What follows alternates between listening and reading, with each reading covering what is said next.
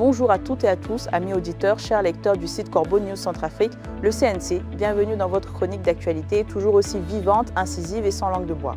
Aujourd'hui, on va parler d'une histoire qui relève du délire le plus total, de la paranoïa d'état pur et simple. Et pour décortiquer ça avec nous, j'accueille notre excellente journaliste de terrain, Clarisse Betty. Bonjour Clarisse Betty. Bonjour Gisèle Moloma. Bonjour à nos auditeurs et à nos lecteurs. Oui, une histoire qui frôle le ridicule, pour ne pas dire plus. Le titre de l'article est déjà éloquent. Quand la paranoïa d'État diabolise l'IA, le HCC au secours d'un pouvoir qui a peur de son ombre. On parle bien du Haut Conseil de la communication de République centrafricaine, qui nous montre sa panique institutionnelle devant les technologies numériques, transformant de simples parodies en complot d'État pour protéger un régime aux abois. C'est dire, Clarisse Betty, expliquez-nous cette aberration. Exactement, Gisèle Moloma. La récente déclaration du Haut Conseil de la communication, l'organe de régulation des médias à Bangui, s'en prend ouvertement à l'usage de l'intelligence artificielle. Les officiels fustigent des vidéos et des montages audio numériques, communément appelés deepfakes, qui font, je cite, « danser les autorités en désordre ». Fin de citation. Cette déclaration publique officielle expose les profondes angoisses qui habitent le sommet de l'État, en s'attaquant à la liberté d'expression numérique sous le prétexte de protéger la dignité des dirigeants. Le HCC abandonne son rôle de garant de la liberté de la presse pour endosser la tunique de police politique des réseaux sociaux. La panique du dictateur Faustin Archange Touadéra devant de simples animations satiriques ou des propos fictifs générés par ordinateur démontre une fragilité politique interne immense. Une fragilité immense, Clarisse Betty, on peut le dire. C'est quand même incroyable. Des deepfakes, des blagues, des parodies et l'empereur Faustin est en panique. Le Haut Conseil de la communication, censé défendre la liberté de la presse, se transforme en milice numérique pour l'empereur Faustin. Mais à quel niveau de ridicule sommes-nous arrivés ? Exactement Gisèle Moloma, c'est là toute l'absurdité. Dans les pays démocratiques, les gouvernants subissent quotidiennement des caricatures, des détournements et des contenus humoristiques de grande ampleur, générés ou non par les outils technologiques actuels. Les parodies visant des dirigeants mondiaux s'accumulent sur Internet sans que les parquets ou les polices ne déclenchent des chasses à l'homme international.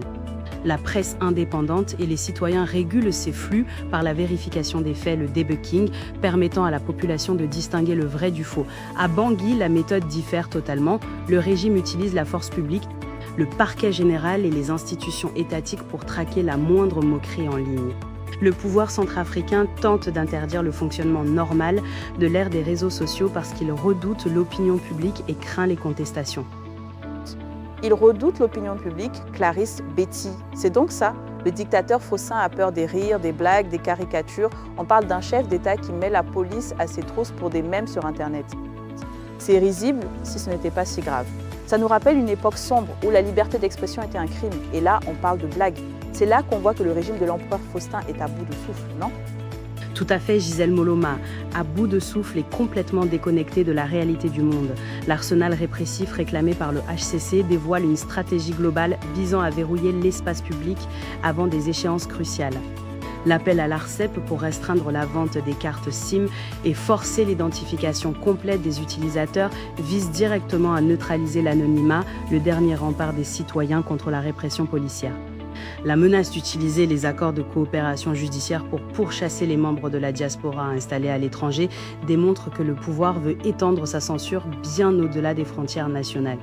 Les accusations de diffusion de haine ou de préparation de coups d'État par le biais de simples applications comme WhatsApp ou Facebook servent de prétextes légaux pour déployer la loi sur la cybercriminalité. Le HC reconnaît lui-même ses limites de compétences envers les simples citoyens, mais il passe le relais au parquet général et à la direction générale de la police pour maintenir la terreur globale. La terreur globale, Clarisse Betty, non seulement il a peur des blagues, mais l'empereur Faustin veut traquer les citoyens jusqu'à l'étranger. Il veut même contrôler la vente des cartes SIM, empêcher l'anonymat. C'est ça, la vision d'un chef d'État pour l'avenir de son pays. Verrouiller, espionner, faire taire. On dirait qu'on est revenu au Moyen-Âge avec un seigneur qui refuse toute contestation, même virtuelle. C'est une vision féodale du pouvoir, Gisèle Moloma. Vous avez bien raison, cette tentative de criminaliser l'intelligence artificielle chez les jeunes centrafricains cherche à imposer une culture de la soumission. Le HCC invoque un prétendu caractère sacré du chef en Afrique pour interdire la critique et la dérision politique, une vision féodale du pouvoir incompatible avec les droits fondamentaux.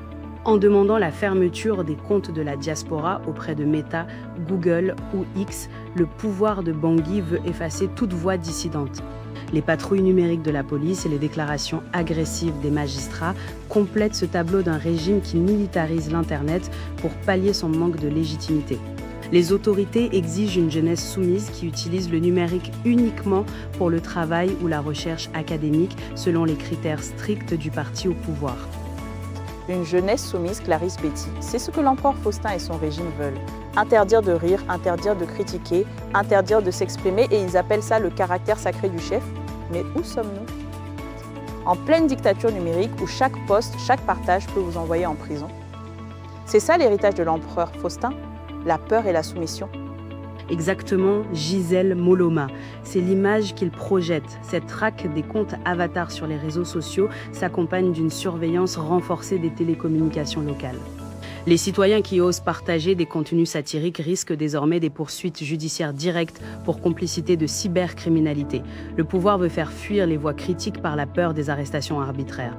La collaboration annoncée avec les plateformes de la Silicon Valley reste hypothétique, mais elle indique la volonté d'établir un contrôle total du flux d'informations. Chaque critique, chaque caricature, chaque montage devient une affaire d'État prioritaire pour des institutions policières détournées de leur mission de sécurité publique. Une affaire d'État prioritaire, Clarisse Betty pour des caricatures. Pendant que le pays fait face à des défis majeurs, le dictateur Faustin et ses sbires concentrent leurs efforts à traquer des mèmes et des deepfakes. C'est une honte pour la démocratie et pour la liberté d'expression. Merci beaucoup Clarisse Betty pour ce décryptage aussi éclairant que consternant. Merci à vous Gisèle Moloma et merci à tous nos auditeurs et lecteurs. Cet article rédigé par notre directeur de publication, M. Alain Nzilo, est à retrouver en intégralité sur le site de Corbeau News Centrafrique. Et n'oubliez pas que vous pouvez nous contacter par téléphone ou WhatsApp au +236 70 16 44 65. Nous vous disons à très bientôt.